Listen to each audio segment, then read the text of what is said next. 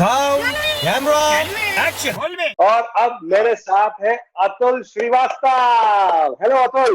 हाँ, क्या बात है। थैंक यू भाई, थैंक यू नासिर, बड़ा मजा आ रहा है तुम्हें देख रहा हूँ यार। कहते ना कि नेवर जज a book by its cover. तो लोग जब तुमको देखते होंगे दूर से हाँ तो लगता होगा बहुत सीरियस आदमी है भाई। किसी को नमस्ते हाँ अंकल जी, कैसे हैं, हाँ क्या हाल है, हाँ ये होता होगा। हाँ बट लोगों को पता नहीं कि इस सब के पीछे एक बहुत शरारती, एक बहुत ही मजाकिया इंसान है। हाँ, लाइव ये तो है। हाँ, ये बिल्कुल सही बात है। ऐसा होता है और ये बात मैं भी समझता हूँ कि ये मेरी कमजोरी भी है। तो इस पे थोड़ा वर्कआउट करता हूँ कि कभी कभी मुझे ये ध्यान रखना पड़ता है कि मैं जहाँ खड़ा हूँ या जहाँ जा रहा हूँ, मेरा फेस कोई बहुत ज्यादा सीरियस तो नहीं है। हाँ, एक जबरदस्ती की स्माइल दे देता हूँ, ऐसे कर देता हूँ ताकि उसको जो मेरी वो छवि है जो तुमने बताई वो हाँ, हट जाए। तो हाँ, और भी धीमे धीमे लोग समझते हैं, जो लोग जान जाते हैं वो समझते हैं कि शैतान अंदर से है और ये बंदा बहुत मजाकिया है। और बचपन है अंदर, मेरे बचपन है, मस्त बचपन है, भरा हुआ है। और बिना उसके एक्सपेरिमेंट के डेली मेरा हाँ। खाना पचता नहीं है। मैं मेरा अगला सवाल इसी पे होने वाला था, जो बात तुमने अभी छेड़ी है। तो बचपन में तो हाँ, बहुत शरारती होंगे अतुल। शरारती मतलब, हाँ मतलब प्रैंक करना बचपन से आदत थी मेरी। बहुत छोटा था जब समझ इतनी नहीं भी थी ना, तब भी मैं कोशिश करता था कैसे कैसे क्या मस्ती करूं, कैसे लोगों को। मकसद मेरे ख्याल से ये था मेरा कि लोगों को हंसाना। हाँ, किसी एक के साथ प्रैंक करके अगर 8 लोग हंस रहे हैं, हाँ, या प्रैंक किए बगैर मैं कुछ ऐसी शरारत करूं कि किसी का नुकसान ना हो, कोई हर्ट ना हो और सब हंसें, तो ये मेरा मकसद रहता था। और ये बात मैं बता रहा हूँ बहुत छोटा था, जब मुझे ये भी नहीं पता था कि क्या मिमिक्री होती, क्या एक्टिंग होता है, क्या मतलब कुछ ऐसे मस्ती करता रहता था। और तो ये पढ़ाई सिलसिला तब से ही। पढ़ाई का शौक था कि नहीं? पढ़ाई का शौक नहीं था, पढ़ता था। और पढ़ती थी। नहीं, पढ़ता था क्योंकि मेरी फैमिली में मतलब पढ़ने का एक रिवाज था। लखनऊ शहर में श्रीवास्तव फैमिली, और जो हमारे यहाँ श्रीवास्तव और सब पढ़ाई लिखाई में ये है कि भाई ग्रेजुएशन तो सबको करना ही होता है, उसके बाद अपनी अपनी फील्ड चुनना है, नौकरियां करनी। पहले रिवाज था कि भाई सरकारी नौकरी करो, चाहे वो आप इंजीनियर बनो चाहे जो भी बनो, आप मतलब एक सेफ नौकरी करो। तो ये उस माहौल उस से था मैं, तो पढ़ना तो था ही। ये मालूम था मुझे ग्रेजुएशन तो करना ही है, लेकिन ऐसा कोई बड़ा ये नहीं था कि मैं वाह वाह पढ़ रहा हूँ, बड़ा मजा आ रहा है पढ़ने में, ऐसा कुछ नहीं था। बस पढ़ रहा हूँ तो पढ़ रहा हूँ, बस पास करना है मुझे। होता क्या था कि अब जैसे मैं, तुम पूछ रहे हो ना पढ़ाई में कैसे थे, हाँ, मैं पढ़ता था पास होने के लिए। तो मेरे कई फ्रेंड जो साथ में पढ़ रहे होते थे हाँ, वो बोलते थे ये क्वेश्चन तैयार कर लो गुरु, ये आने वाला है। मैं बता रहा हूँ इसको पढ़ लो। हमने इतना सारा पढ़ लिया यार, अब आगे नहीं पढ़ूंगा। अरे पढ़ लो यार। अरे तुम्हें कितने परसेंटेज चाहिए? बोला यार मुझे 75 से नीचे नहीं चाहिए। मैंने मुझे 50 ही चाहिए। हाँ। मुझे 50 के ऊपर नहीं चाहिए। तुम्हें जहां जाना हो जाओ, मैं अपने रास्ते। तो ये था मेरा पढ़ाई को लेके। पास होना है लेकिन बहुत हाँ, ज्यादा मार्क की जरूरत बट नहीं है भाई। ये बट ये था कि मैं क्या जॉब करूंगा। वो तब क्या दिमाग में क्या चलता था कि मैं क्या जॉब करूंगा। ये पढ़ाई तो मुझे करना देखो, है, ये तो पता था। बट अब पढ़ाई नहीं करोगे, अच्छे मार्क्स नहीं लाओगे तो नौकरी भी तो मिलनी चाहिए अच्छी। हाँ यार, ये नौकरी का सिलसिला जो मैं बताऊं, ये क्लास जब 10th में था तब ये सॉर्ट आउट हो चुका था। कैसे? पहले मेरे मन में बहुत बचपन से ही, पहली चीज मैं बताऊं, फिल्म देखने का बहुत शौक था। क्लास 6 से बहुत कम बच्चे ऐसे होते होंगे जो अकेले फिल्म देखाते थे कैसे जुगाड़ करके। तो मेरे मामा जी हुआ करते थे, वो उनके साथ में बहुत फिल्म देख लिया करते थे। और फिल्मों में जो गाने चलते थे ना ऋषि कपूर जी के और राजेश खन्ना जी के, तो उसमें मैं अपने आप को देखता था। तो कीड़ा इतना जबरदस्त था मेरे अंदर। तब से लेकिन हैं? तब से तब से मैं बता रहा हूं, लेकिन तब मैंने ये सोचा नहीं था क्योंकि बहुत छोटा था। लेकिन इतना कीड़ा आनंद तो आता था, था, इतना कीड़ा तो मजा था, आता था। कीड़ा एक्चुअली था, बिल्कुल बहुत जोर से था। लेकिन एक बात और थी, मेरा मन कि मैं जो भी करूं, नौकरी तो नहीं करना, ये क्लियर था। लेकिन क्लास 10th तक, 9th में मैंने डिसाइड कर लिया था कि मैं जो भी करूंगा उसमें एटलीस्ट देश में मेरा नाम हो, लोग जाने। अब वो क्या था, तब भी एक्टिंग नहीं सोचा था मैंने। एक्टिंग करता रहता था, ये चुटकुलेबाजी, कैरिकेचर वगैरह। लेकिन मैंने सोचा मैं हॉकी बहुत अच्छी खेलता हूँ। लखनऊ में रिवाज था हॉकी का, हर स्कूल कॉलेज में हॉकी खेली जाती थी, टीम होती थी। तो मैं हॉकी अच्छा खेलता था, मुझे लगा हॉकी में आराम से मैं इंडिया खेल लूंगा। तो सिलेक्शन के लिए स्टेडियम गया, 79 की बात है। वहां पता लगा कि मैं तो कहीं नहीं हूं यार, मैं खेल ही नहीं सकता, और बहुत मेहनत चाहिए, वो मैं कर नहीं पाऊंगा। एक से एक खिलाड़ी है। मैं चुपचाप हॉकी साइकिल पे फंसाई, और रास्ते में यही सोचता हुआ आया, अतुल अब एक ही चीज है तुम्हारे पास जिसमें तुम थोड़ा नाम कर सकते हो देश में, वो है एक्टिंग। बस उसी दिन डिसाइड कर लिया था 79 में कि मुझे एक्टिंग करनी है। तो उसके लिए फिर सिलसिला आगे चलता रहा, थिएटर ये वो करा, शुरुआत करी। ये कॉलेज के दिनों में था कि उसके बाद? ये 10th में डिसाइड हो गया था। तो तुमने पूछा ना कि डिसाइड कब किया कि नौकरी करेंगे कि नहीं, हो गया। तो वो डिसाइड कर लिया था। उसके बाद धीमे सिलसिला, पढ़ाई के साथ साथ जानकारियां लेना, कहाँ क्या होता है, एक्टिंग कैसे आगे बनाएं करें। किसी ने कहा थिएटर करो, थिएटर शुरू किया, समझदार लोगों के बीच में उठना बैठना हुआ। एक सेकंड, एक सेकंड। तो जब ये तय कर लिया कि साइकिल पे कि भैया हॉकी वॉकी तो नहीं होगी, तुम एक्टिंग करो, हाँ, घर पे कब बताया? या घर पे कब तभी पता चला है? तभी तभी तभी तो उस 10th हॉकी में से ही पड़ी नहीं, है।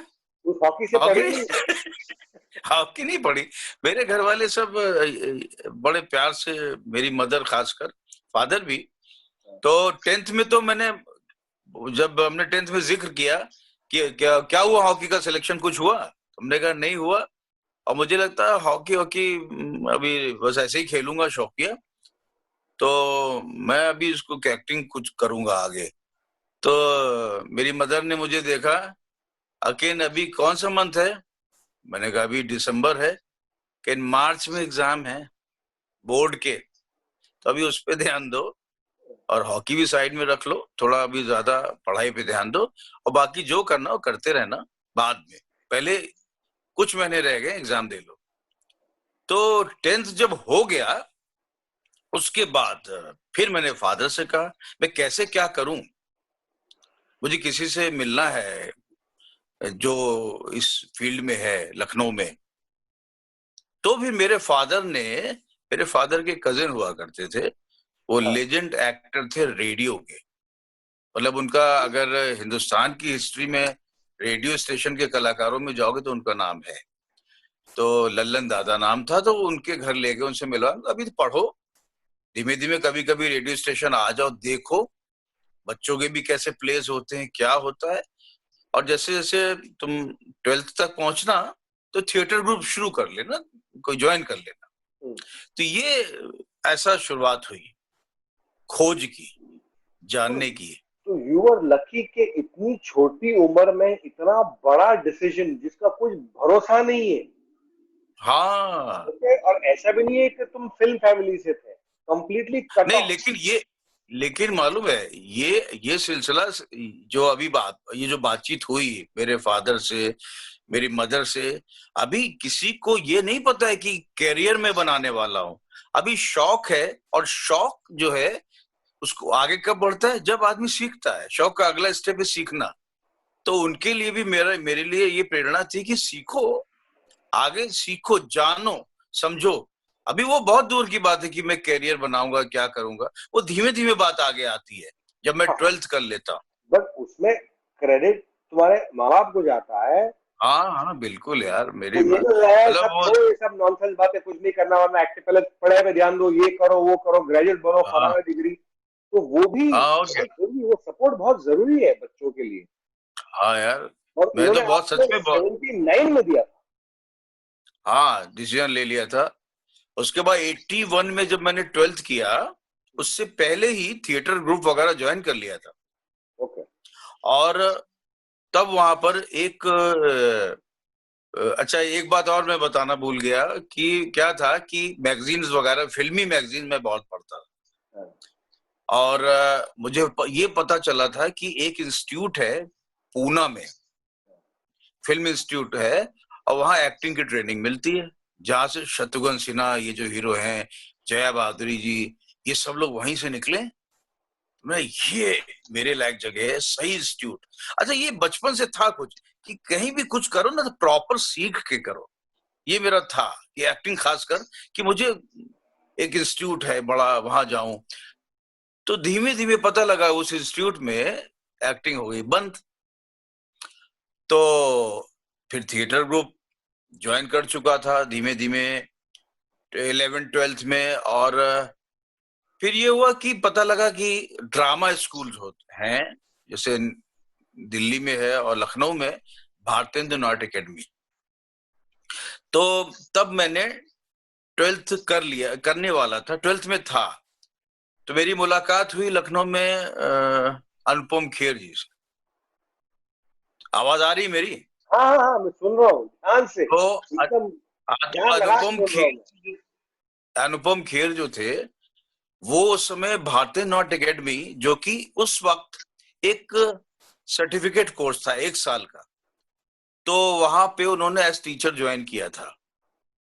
एनएसडी से निकल के वहां वो एक्टिंग के टीचर बन के आए थे। तो मेरी मुलाकात एक दोस्त, काफी एज में मुझसे बड़े थे, उनकी शादी में मुलाकात हुई। तो उन्होंने कहा कि ये बड़ा चाहता है कि आगे बढ़े एक्टिंग में, तो उन्होंने कहा इंस्टीट्यूट ज्वाइन कर लो।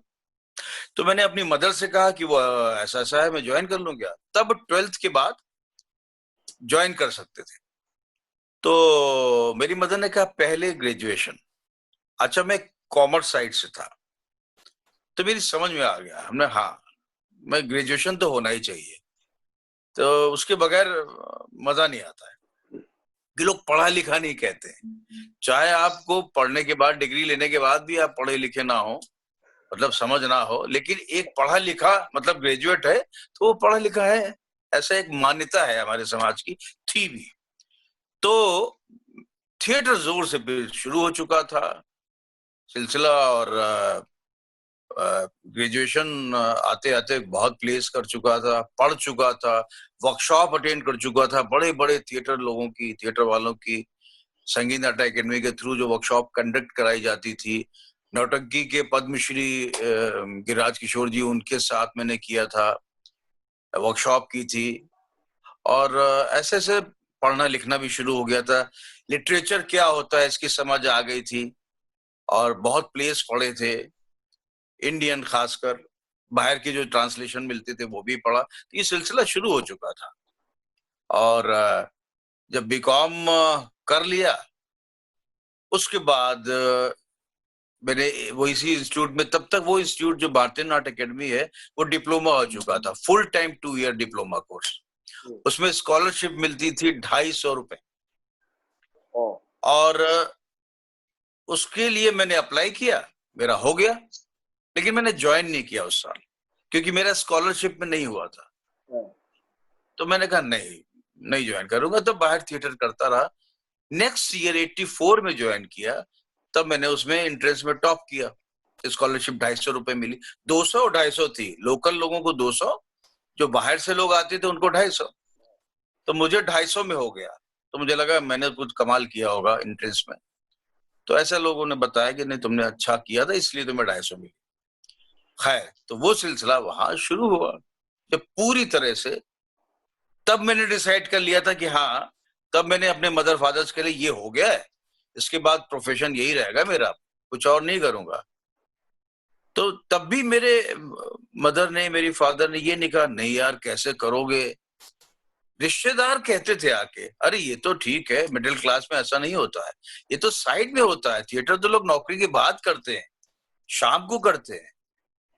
तो उन्हें क्या बताऊं कि थिएटर तो ठीक है, लेकिन मैं तो अपने को पर्दे में देख रहा हूँ। समझे? तो उसका जवाब देने की जरूरत नहीं होती थी।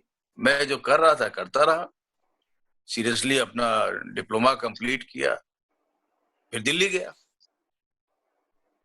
कुछ पूछना पास ने तो पूछो। नहीं, नहीं, बस मैं इतनी इंटरेस्टिंग स्टोरी है, मैं फुल ध्यान में भूल गया कि मैं तुमसे बात कर रहा हूँ। ये मैं कमाल की स्टोरी है। अरे बट स्टोरी तुम्हें तो अब बीच बीच में इंटरेस्टिंग किससे बताता हूँ। अब तुम्हें मैं सबसे बढ़िया बताता हूँ कि जो मेरा शौक था एक्टिंग का, हाँ, वो किस हद तक था। फिल्म देखने का जो शौक था, हाँ, वो कितना था, उसके एक दो किस्से बड़े इंटरेस्टिंग बताता हूँ मैं। हाँ, बताओ बताओ। अब मैं क्या था कि फिल्म लगी, और ये है कि किसी तरह देखनी है यार, पहले दिन ही जाऊं तो अच्छा ही है, नहीं तो फिल्म वाले बुरा ना मान जाएं कि देखो अतुल ने पहले दिन नहीं देखी। तो ऐसा मतलब जज्बा था। तो मैंने अपने दोस्त से कहा यार क्या करें, चलें? बोला यार देखो टिकट मिल जाएगा क्योंकि हाउसफुल होती है, हमने चलते हैं। गए, और वहां पर अच्छा मैं जो हूँ थोड़ा से, हमारे यहाँ लखनऊ में क्या होता है, हर जगह ना हिंदुओं में एक भगवान होता है जिसको लोग ज्यादा मानते हैं। तो हमारे यहाँ बजरंग बली के भक्त बहुत हुआ करते थे, मैं भी था। मैंने कहा ये काम करवा देंगे, तो मैं वहां पे खड़ा हो गया, उसमें बड़ा से बोर्ड लगा था उस फिल्म में, हाउसफुल। मैंने अब क्या करें, तो मैंने धीमे से कहा, हमने कहा बजरंग बली टिकट दिलवा दो, नहीं मैं समझूंगा आपका अस्तित्व है ही नहीं। तो ये ऐसा मैं सोच रहा था, और पीछे से एक हाथ आया, उसने कहा तो टिकट चाहिए? हमने हाँ जी टिकट चाहिए, लेकिन ब्लैक में नहीं ले पाएंगे। नहीं नहीं ब्लैक नहीं, वो किसी को आना था वो आया नहीं, तुम रख लो। तब उस समय खैर 2 रुपए 30 पैसे का टिकट था या 3 रुपए का था, पीछे का स्टॉल, और वो टिकट लिया, देख लिया। तो इस तरह से मतलब पागलपन की हद तक। एक बार क्या हुआ कि एक फिल्म लगी थी मुझे, कौन सी थी, दो जासूस लगी थी क्या था, तो 10 रुपए कम पड़ रहे थे। मैं कहीं से यार 10 रुपए मिल जाए, तो मेरा दोस्त था, उस राम नारायण नाम था उसका, तो वो स्टेडियम स्विमिंग पूल में बोला स्विमिंग कर लेते हैं फिर बात करते हैं। वो स्विमिंग करके निकला, मैंने कहा यार 10 रुपए कम है यार। बोला क्या करें? अच्छा अक्सर क्या सड़क पे तुम देखते होगे कि बच्चे जा रहे होते हैं तो कोई एक चीज होती है, माचिस की डिब्बी मिल गई या कोई हाँ, प्लास्टिक का टुकड़ा, पर उसको लात मारते हुए आगे निकल जाते हैं ना। हाँ, तो वैसे मेरे साथ हुआ, माचिस की डिब्बी को थोड़ी दूर तक कैरी किया लात मार मार के, एक मैंने मारा उसने मारा, कुछ सोचते हुए हम लोग चले जा रहे हैं यार क्या करें, फिर चलो कल परसों देखेंगे। इतने में हमने माचिस की डिब्बी उठा ली। माचिस की डिब्बी में 10 रुपए का नोट गुमड़ा कुमड़ा से मुड़ा हुआ से अंदर पड़ा हुआ था। उसको नहीं यार। निकाला, सच बता रहा हूँ, उसको निकाला निकाला, और इतना गंदा से लग रहा था कि यार ये तो कोई लेगा भी नहीं, कहीं से फटा तो नहीं है। तो देखा फटा नहीं, क्यों मोड़ के किसी ने माचिस की डिब्बी में डाला था। हमने क्या कुछ कुछ गड़बड़ तो नहीं है? बोला नहीं नहीं ठीक है यार, इसको खोलो। तो उसको धोया, उसको आयरन जैसा किया कुछ किसी चीज से, है गरम पत्थर से। हाँ, उसके बाद देखा ठीक हो गया है ना, उसको लेने लायक हो गया। बस हमने कहा बात बन गई, 10 रुपए कम पड़ रहे थे, मिल गए। तो हम वाह, लोगों ने, जय हिंद सिनेमा हुआ करता था, वहां जाके फिल्म देखी। मैं फिल्म बताता कौन सी थी, या दो जासूस थी या कसौटी थी, राज वाह। कपूर साहब वाली दो जासूस थी मतलब ना, बजरंग वो बली थी। का साथ तुम्हारे साथ इतना रहा कि वहां अरे भी टिकट मिली, डिब्बी में टिकट मिली, और बजरंगी भाईजान भी मिली। वो तो हाँ बहुत बाद में मिली। है ना? तो बट ये हाँ, था, ये वहां का सिलसिला। बट मुंबई आने डिप्लोमा का, बॉलीवुड हाँ ज्वाइन करने का, हिंदी सिनेमा ज्वाइन करने का क्या था कि मैं हीरो बनूंगा, या मैं विलेन बनूंगा, या मैं कैरेक्टर आर्टिस्ट बनूंगा, क्या था? देखो इस समय उस समय ये सब समझ तो थी नहीं, अच्छा। लेकिन जब मैंने डिप्लोमा कंप्लीट किया, और डिप्लोमा से पहले जो मैं जगह जगह जाकर कहीं पे कैरिकेचर सुना देता था, लोगों को हंसा देता था, तब तक बड़ा कॉन्फिडेंस था भाई, मैं हंसा बहुत अच्छा देता हूँ। तो एक तमगा जो लग गया, जो मेरी ऑडियंस थी, वो कहते थे कि यार ये कॉमेडियन है, समझ रहे हो, हाँ, हंसा देता है मतलब कॉमेडियन है। हाँ, लेकिन कॉमेडियन मुझे सिर्फ कहलाना मुझे बहुत मजा नहीं आता था।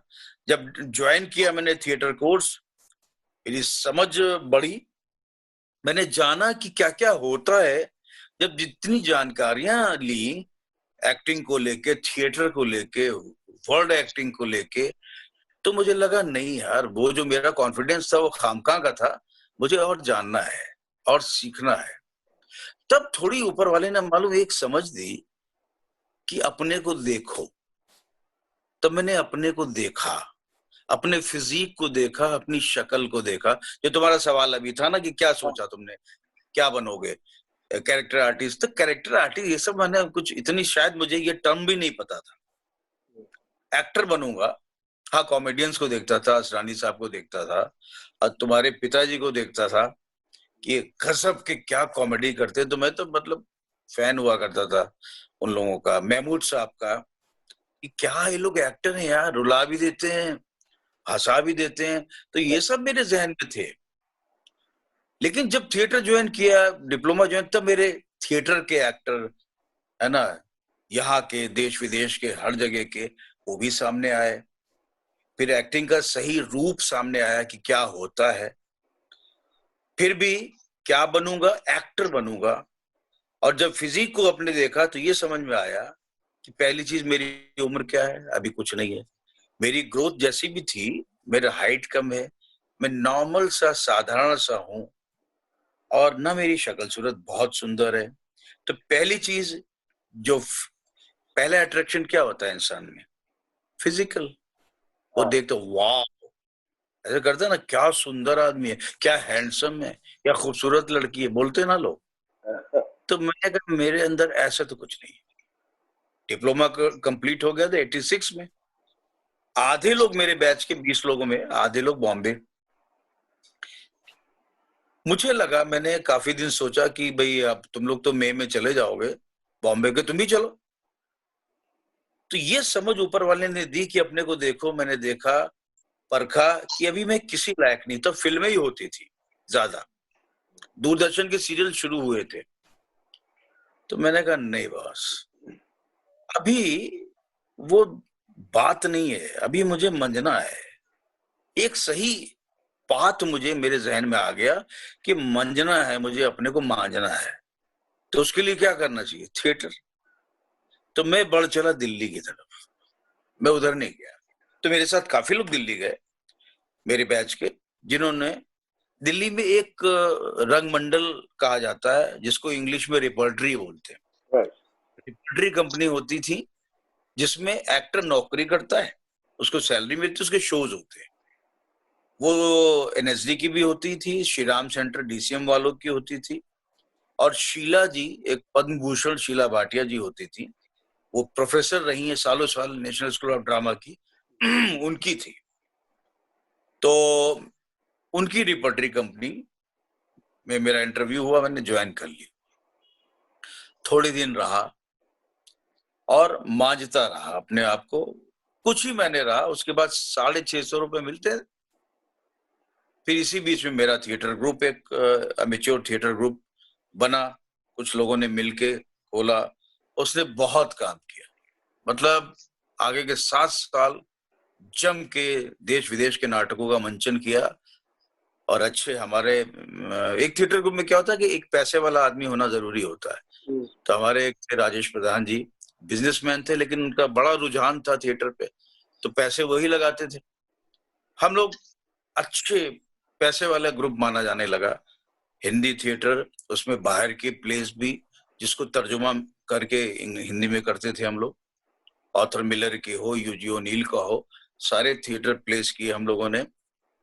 और बहुत सक्सेसफुल रहा हमारा वो पीरियड। इसी बीच में अब बात आती है इंटरेस्टिंग, कि पैसा तो था नहीं, और थिएटर ग्रुप में पैसा होता नहीं है। और जो थिएटर ग्रुप में अगर मैं कहीं स्पॉन्सर शो मिला, जो पैसा आया भी, तो उसमें से 100 रुपए मिल गए, कैसे चलेगा खर्चा। तो मजे की बात क्या थी नासिर, कि उस समय हमारी प्रायोरिटी जो थी वो पैसा थी नहीं, ये था यार बस काम करे रहो। जब हमारे बैंक में 200 रुपए बचते थे, तब हम आसपास लोगों को कहते थे कि यार कोई काम बताओ। अब काम कौन सा, क्यों हम ट्रेंड लोग थे, सारे काम जानते थे। तो या किसी स्कूल कॉलेज कहीं कुछ कोई एनजीओ में हमारी जरूरत हो, क्या जरूरत होती थी हम लोगों की, कोई शो हो रहा हो, लाइट डिजाइनर चाहिए, मेकअप करने वाला चाहिए, कॉस्ट्यूम डिजाइनर चाहिए, 3 दिन का काम है, कर लिया, ये सब भी 4 किया, पैसे आ गए। हैं? ये सब भी किया। यही सब करते थे, तब जाके पैसे आते थे ना। अब कैश प्लान एक अमेरिकन ऑर्गेनाइजेशन थी, वो स्लम्स एरिया में प्ले करवाती थी किसी मुद्दे पर, शिक्षा पे, है ना, अशिक्षित मत रहो, शिक्षा प्राप्त करो, सब लोग पढ़ो, इस पर ये मुद्दा। तो इस पे मैंने प्ले डायरेक्ट किया, स्क्रिप्ट लिखाई स्लम्स के बच्चों के साथ, उसमें 10,000 मिल गए। और 10,000 मतलब यार अमीर नासिर, कि मतलब अब मैं कुछ काम ही नहीं करूंगा, सिर्फ थिएटर करूंगा दिन रात। तो रिहर्सल चल रही है, नए प्ले की रीडिंग शुरू हुई है लॉन में, नेशनल स्कूल ऑफ ड्रामा के लॉन में बैठ के हम लोग रीडिंग कर रहे हैं।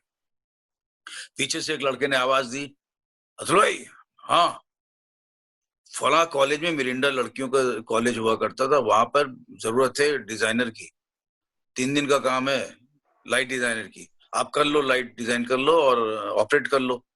हमने समय क्या रहेगा, कि यही समय रहेगा। पहले सोचा बैंक में कितने हैं, 600 रुपए हैं, नहीं जाऊंगा। 3 दिन का काम छोड़ दिया, पैसे ठीक ठाक मिल रहे थे, हाँ। लेकिन छोड़ दिया। क्यों? ये 3 दिन की जो रीडिंग सेशन है, ये नुकसान ना हो। तो मैं कह ये रहा हूं कि हम खुश क्यों थे, क्योंकि हमें अपनी प्रायोरिटी पता थी, करेक्ट। और हमें अपनी जरूरत इतनी है, तो उसी में खुश थे।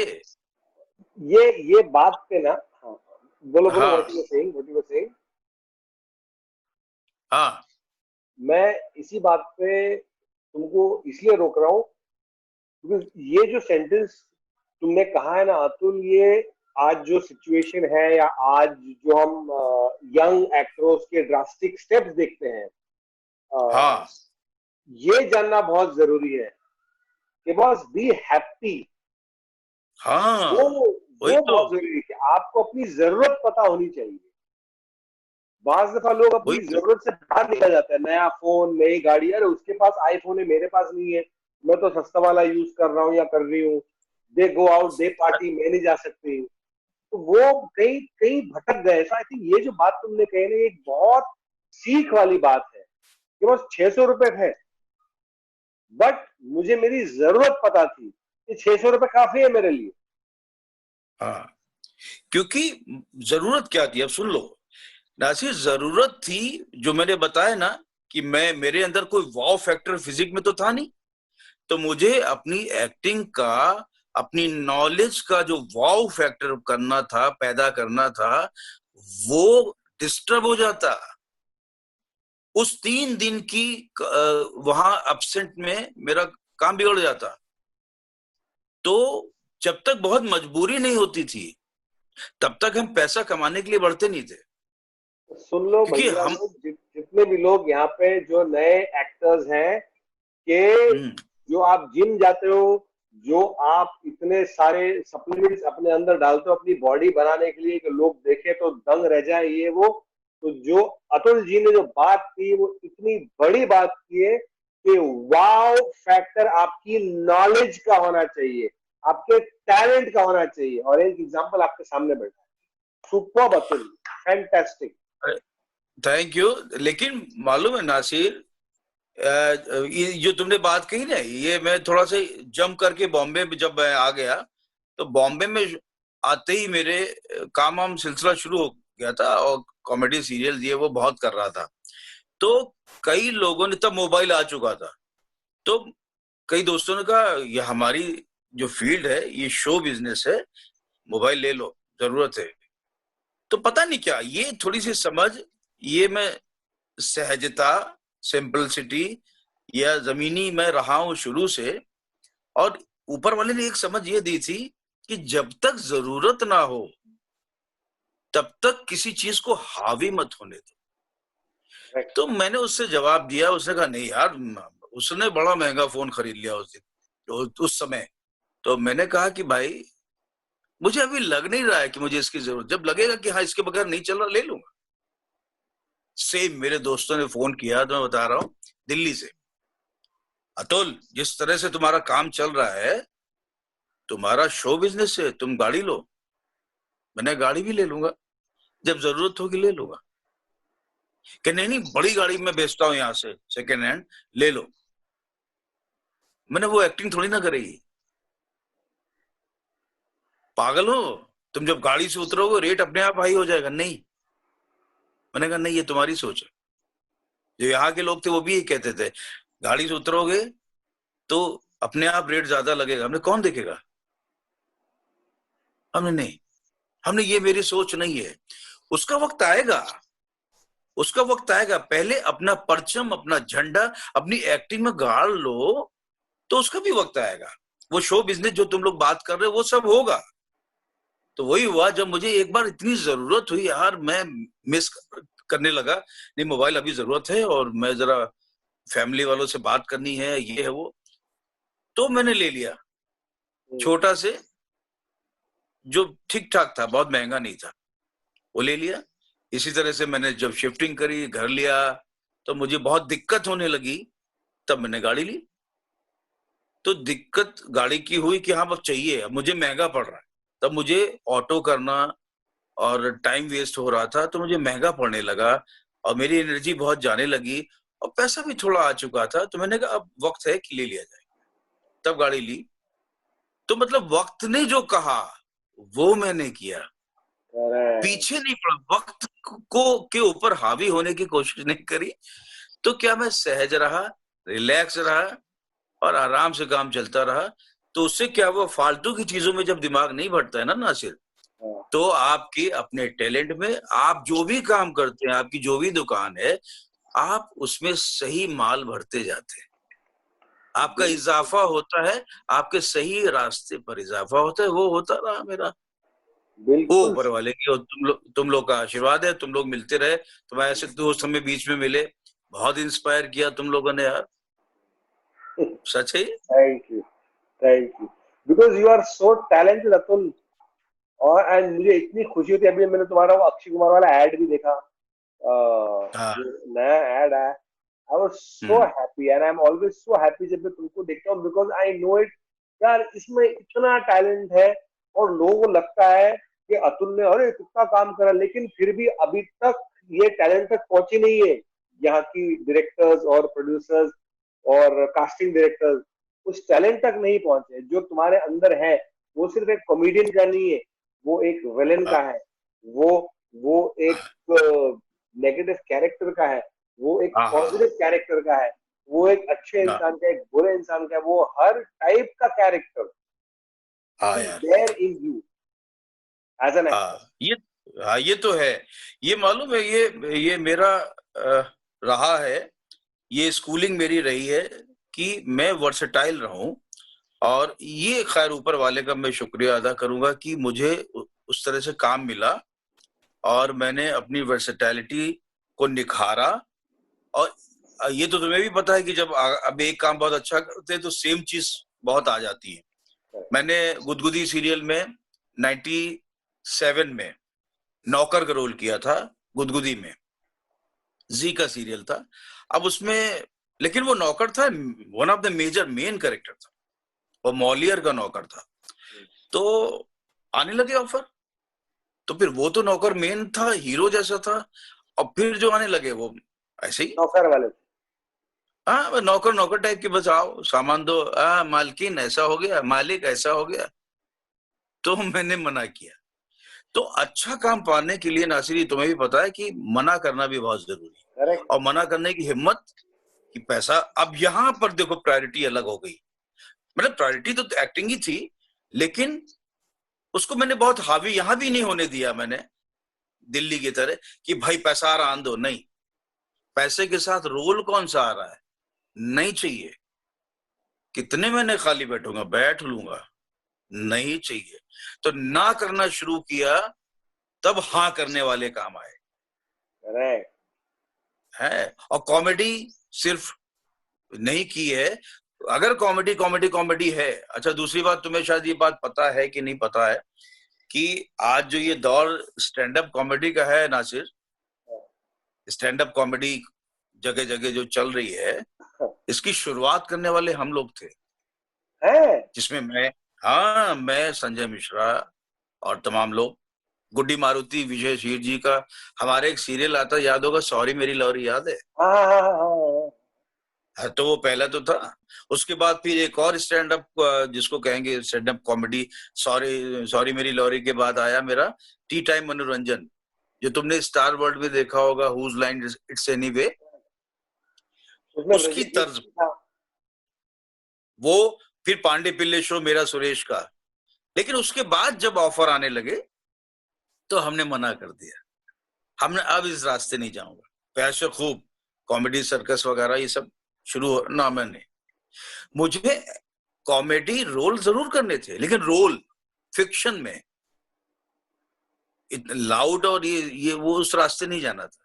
मुझे एक्टर बनना था, वर्सेटाइल, क्योंकि मुझे मालूम है मैं कॉमेडी अगर 10 सीरियल में करूंगा तो 10 में एक जैसी नहीं होगी।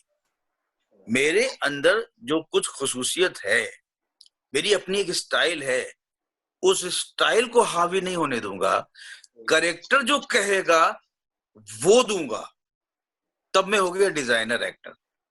तो मुझे एक्टर बनना था, परफॉर्मर नहीं बनना था। करेक्ट।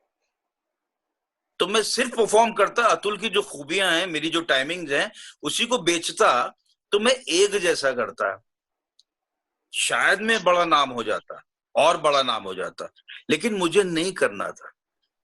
मुझे शुरू में कैरेक्टर के नाम से ही जाना गया, बहुत बाद तक अतुल नाम आज भी लोग नहीं जानते, लेकिन कहते अरे ये तो फला सीरियल का फला, अरे ये तो करीना का श्रीवास्तव, अरे ये तो जर्नू, अरे गजब, अरे क्या ये जो भी करते थे, अरे ये तो बड़ा अजीब है, अगर विलेन था कोई तो मुझे कैरेक्टर से लोग जान के चिढ़ते थे या प्यार करते थे, अतुल से कम।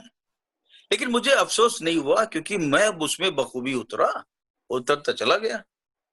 ये रहा मेरा नासिर। बट वही है, लाइक आई एम सेइंग, नए लोग हो या पुराने लोग हो, मेरे जैसे लोग भी, तो जो बातें जो तुम कह रहे हो, इतनी एक सीख है इसमें, एक सबक है, एक लेसन है, कि ये सुनने के बाद अगर आप इसके बाद इस पे अमल करना भी शुरू करो ना, कि कैरेक्टर क्या है, रोल क्या है, ना बोलना सीखो, उसकी बहुत बड़ी हिम्मत लगती है और बहुत ना भी हमारे जैसे लोग जो ना पैसे वाले थे, ना कोई हमारी बैकिंग थी, है ना, हमें मालूम है कि हमारे पास पैसा नहीं है, उसके बाद भी, और ये सिलसिला अभी तक चलता रहता है, अभी भी है नासिर। मैं बहुत सेलेक्टिव हूं। क्या होता है कि अगर आप बहुत बड़े स्टार हो जाए तो आप सेलेक्टिव हो तो ठीक है, लेकिन आप अब उस मुकाम पे नहीं है कि आपके पास रोज 3 काम के फोन आते हैं, 4 काम के आते हैं, तब भी आप सेलेक्टिव हैं। आपके पास हो सकता है महीने में 3 फोन आते हो, तो ये थोड़ा रिस्की काम होता है इस पॉइंट ऑफ व्यू से कि यार, लेकिन ठीक है। बट इम्पोर्टेंट वो है ना कि आपने वो नहीं किया कि जरूरत से ज्यादा फैला दिया, फिर वो करना पड़ता है इसके लिए। हाँ, ये वही मार खाता है। नहीं, 4 मकान थोड़ी ना चाहिए मुझे, बर्बाद हो गए। हाँ, तो मुझे अपनी जरूरतें, अपनी किस्तें बढ़ाने की जरूरत नहीं है। मैं नए लोगों से भी कहता हूँ, अभी हमारे जानने वाले कुछ नए हैं, उनको कुछ काम मिला, अब ऑब्वियस है काम मिलेगा, अच्छा पैसा भी मिलेगा, आते ही तुरंत जो है उन्होंने ईएमआई पे बहुत चीजें ले ली, 2 मकान ले लिए। मेरा ये मतलब है कि वो मेरा नहीं रहा, मतलब मैं किसी को सबक नहीं सिखा रहा, लेकिन ये है कि मेरा ये बहुत अच्छा रहा कि मेरी समझ सही रही, कि मैंने बहुत रायता नहीं फैलाया कि भाई ये भी ले लो, वो भी ले लो। एक घर होना चाहिए, वो दे दिया ऊपर वाले ने, परिवार है, और ये नहीं है, ये बोझ नहीं है, हाँ। किश्तों का बोझ नहीं है, इसलिए मैं बहुत कर पाता हूँ अपनी मर्जी से। और जब अभी कई साल से, 3 साल से तो सीरियल छोड़े हुए, तो सिर्फ फिल्म करूंगा, और वो भी ऐसी कि जो मन करेगा तब, ये नहीं कोई भी आ रही लेते जाओ, नहीं, ऐसा नहीं है। अब मन करेगा तो करो। वहां पे लखनऊ में घर में जब अब कैसा लगता है लखनऊ में घर में अब इतना नाम कमा के इतनी बड़ी बड़ी फिल्में करके इतने बड़े स्टार्स के साथ काम करके जब वापस घर जाते हो तो क्या रिएक्शन होता है वहां पे, दोस्तों का, यारों का, घर वालों का? मजा आता है, मजा आता है। देखो लखनऊ में भी जब से जो अपने सारे रिलेटिव्स जो भी हैं सब लोगों को बड़ा मजा आता है, और वो भी हमारे लिए काफी प्राउड फील करते हैं, और मुझे भी बड़ा मजा आता है। और मुझे पुराने लोगों से मिलने में बड़ा मजा आता है, टच में रहने में बड़ा मजा आता है, कुछ सीखने को मिलता है, कुछ बातें पता लगती हैं। और मैं क्या करता हूँ, मेरी खुशी यही सब है नासिर, तुमसे बात करना मुझे अच्छा लगता है तो कर रहा हूँ, ऐसे भी करता हूँ, कभी मन करता है नासिर फोन कर लेते हैं, इसलिए नहीं कोई काम है। रात को 12-12:30 बजे और क्या कर रहे हो? अरे कुछ टीवी देख रहा हूँ। हाँ तो मजा आ जाता है। नासिर तुम्हें की देखा यार, बड़ा अच्छा किया तुमने, कोई फिल्म की थी तो मैंने यार मजा आया। तो मेरा थोड़ा ये है, लेकिन जिससे दिल मिल जाता है उससे बात करने में मुझे बड़ा मजा आता है। जो मेरी तरह होता है, जो मुझे बहुत ऊंचा समझ रहा है, तो उसको भी इतना मजा उससे बात करने में नहीं आता है, और जो मुझे बहुत ही अंडर एस्टिमेट कर रहा है उससे भी बात करने में मजा नहीं आता है। जो सहज है मेरी तरह उसी से बात करने में मजा आता है, कि जो बात को गलत मोड़ ना दे और खुश हो हमसे भी बात करके और हम भी उससे खुश हो, तो बात करने में मजा आता है मुझे। जैसे इस वक्त आ रहा है, मुझे मजा आ रहा है। नहीं, अब मुझे भी आ रहा है एंड आई एम श्योर जितने लोग देख रहे हैं उन्हें और ज्यादा मजा आ रहा होगा। वेब सीरीज का जो दौर चला है, जो ये सिलसिला चला है, और ये तो अब सबने मान के चला है कि भैया अब पूरी इंडस्ट्री, पूरी दुनिया अब एक नए पड़ाव पे चली गई है, और अब ये वेब का सिलसिला अभी हम भी कर रहे हैं ऑनलाइन, तो ये सिलसिला अब जारी रहेगा। ये जारी रहेगा, ये आ गया है, ये सब जिस पे तुम बात कर रहे हो तो उस पे हम ज्यादा चले गए, आगे बढ़ गए।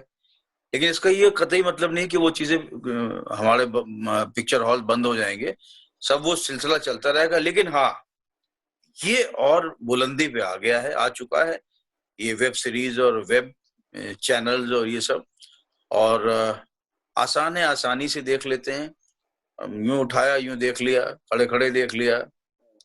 तो ये तो रहेगा, लेकिन वो भी रहेगा और ये भी रहेगा, और हम तो भी रहेंगे, हम भी रहेंगे और हम दोस्त। भी रहेंगे। हाँ, हम भी रहेंगे। थैंक यू सो मच, इतना तुमने वक्त दिया और इतनी सारी बातें, मैं तो इसमें से 2-4 लपेट के मैंने दिमाग में डाल दिया है। फैक्ट बोल रहा हूं, मैं समझ गया ये है, तो अगर आप लोग भी समझ जाओ कि लपेट के बांध लो। मैं इनफैक्ट पूछने वाला था कि जो हाँ, नए लोग हैं उनके लिए कुछ कहना चाहोगे, बट इतनी सारी चीजें ऑलरेडी कह चुके हो, बट बहुत सारे लोग हैं जो नहीं समझे होंगे, तो उनके लिए मैं कुछ हाँ मैं एक चीज कहूंगा हाँ बाकी लोग के लिए, बस ये जो बड़ी ईमानदारी की चीज है, बड़ा ज्ञान बांटने वाली जैसी चीज है। लेकिन कुछ लोग एकदम आ जाते हैं और कहते हैं ना कि सर इस फील्ड में हमें कुछ करना है और कुछ काम दिलाइए, काम दिलाइए, मतलब काम मिले और पैसा मिले। लेकिन कोई ये लोग अगर कहे कि कैसे काम सीखूं, तो ज्यादा अच्छा रहेगा। मतलब ये चाहता हूं कि सब लोग अपना ग्लास खाली रखो ताकि उसको भर सको। जब चाहे मिल्क शेक पी लो, जब चाहे शरबत डाल लो, पहले भर के भी मत लाओ कि मैं बहुत काबिल हूं, बहुत ज्यादा काबिल हो गए, तब भी खतरा है। समझो मत काबिल हो, और ग्लास खाती रहो ताकि सीखते रहो। पियो खाली करो, पियो खाली करो, खाली करो, मैं ताकि भी लेते रहो। मैं भी अभी ये बंद करने के बाद पूरा खाली कर दूंगा। क्या खाली करोगे? ये सब खाली कर दूंगा कि फिर मैं भी नहीं सीख मतलब लूंगा। खाली मतलब यार अपने जगह तो रखो, मतलब अपने में आई एम ग्रेट करते रहो, या आई एम ग्रेट करते रहो, या फिर ये अपने बारे में जानो भी मत, वो भी गलत है। जैसे मैं बहुत ज्यादा, एक समय में ऐसा आया था फेज, मैं बहुत ज्यादा अपने आप को क्रिटिकली देखने लगा था, वो भी गलत है। अपने आप को अंडर एस्टिमेट भी मत करो, मतलब ऐसे इतने क्रिटिकल मत हो जाओ कि वो अंडर एस्टिमेट हो जाओ तुम अपने को, नहीं, वो भी गलत है, वो कॉन्फिडेंस गिराता है। जितना टैलेंट है कॉन्फिडेंस उतना ही होना चाहिए मेरे ख्याल से, तो उससे ज्यादा भी नहीं, उतना ही। और ये मापदंड कैसे आएगा ये मैं बताता हूं। इसका जवाब ये है कि हमें क्या पता। ये निकला हमें क्या पता भाई, अबे हमसे क्या मतलब है, हमसे क्यों पूछ रहे हो यार, तुम जानो, जैसे हमने जाना वैसे तुम जानो, समझे। ये मेरा पाठ है, हमने अपने पाठ से सीखा, तुम सीखो यार। चलो इसी के साथ अतुल श्रीवास्तव की क्लासेस खत्म होती है। सही है। चलो थैंक यू यार, थैंक यू, मजा आया। चलो यार, बहुत मजा। अच्छा सुनो, एक बात कहूंगा, पानी तो पी लो।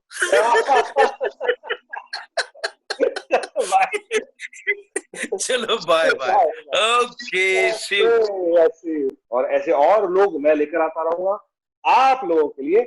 बने रहिए मेरे साथ मेरे इस शो में जिसका नाम है unlock Bollywood, only on massive Nepal TV. फिर मिलेंगे बहुत जल्द। लाइक सब्सक्राइब करो यार।